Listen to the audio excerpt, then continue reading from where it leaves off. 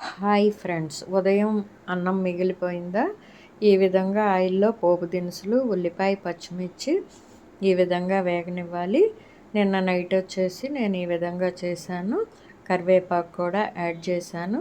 పోపు దినుసులు, ఉల్లిపాయ, పచ్చిమిర్చి, కరివేపాకు అన్నీ వేయించుకోవాలి.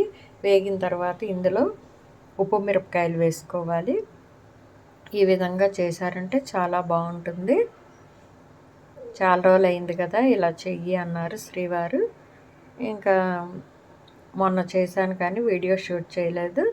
ఇంకా ఉప్పు మిరపకాయలు అన్నీ ఈ విధంగా వేగిన తర్వాత ఉప్పు కొంచెం తక్కువగానే యాడ్ చేశాను. 1.5 స్పూన్ అయితే వేశాను. ఇందులోనే పసుపు కూడా యాడ్ చేద్దాము.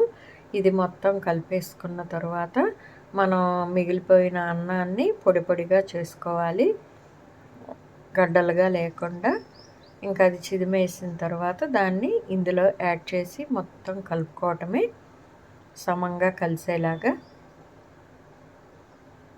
ఇంకా నైట్కి వచ్చేసి ఇడ్లీ, దోశ ఏం కాకుండా ఈ విధంగా అయితే ఫైనల్ కొత్తిమీర వేసాను. ఇదిగోండి శ్రీవారికి అయితే ఇలా వడ్డిస్తున్నాను.